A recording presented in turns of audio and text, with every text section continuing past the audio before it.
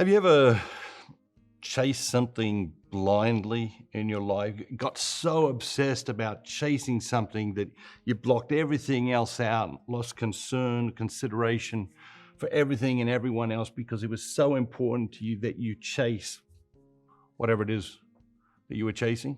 You ever had that experience? You ever look back on your life and see something that you did and think, wow, what was I thinking? Or who was that person? Or I don't even recognize that person. I don't even recognize myself in that person. This Sunday's reading is about Judas.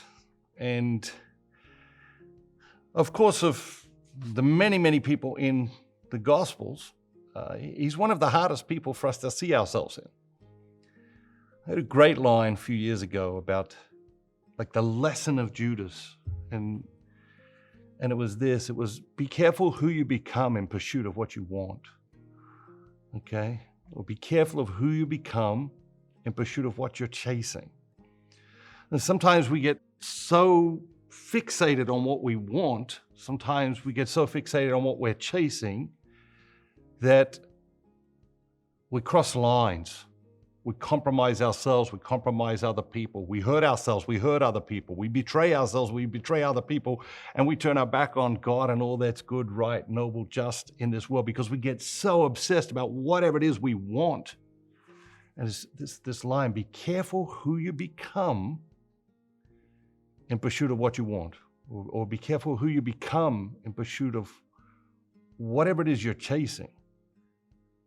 Because the reality is, very often we get whatever it is we're chasing, or we get whatever it is we want, and then we have this moment of horror. It's like that moment in Joseph Conrad's book, The Heart of Darkness. You know, there's this moment where Kurtz realizes, like he like has this illumination of conscience, or he has this recognition of who he has become and what he is. And all he says is the horror. And I think many, many people experience that in their lives. I've spoken to many successful people who say, I didn't realize how I was compromising myself in pursuit of my success.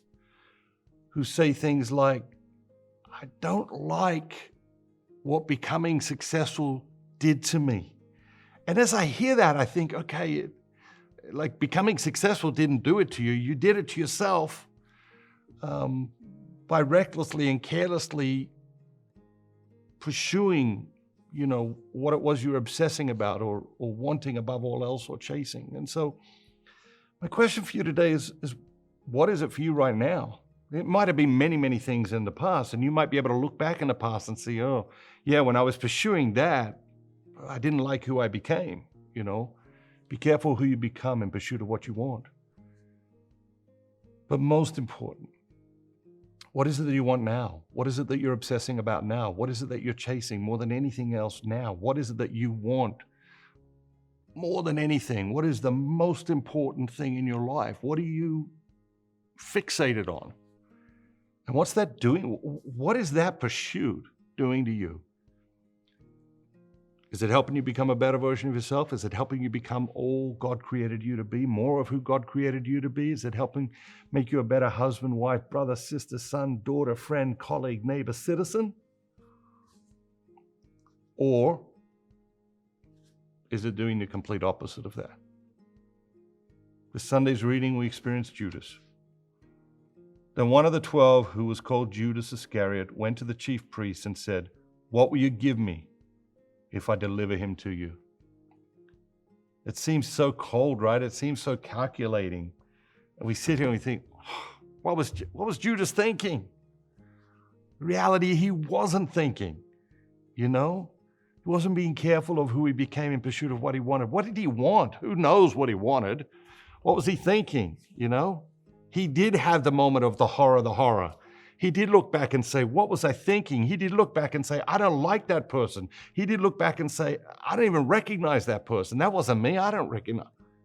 He did try to distance himself from that. He did try to fix it later and said, here's your money back. And of course, it was too little, too late. What will you give me if I deliver him to you? And they paid him 30 pieces of silver. And from that moment on, he sought an opportunity to betray him. Do we believe that Judas was like a really bad guy?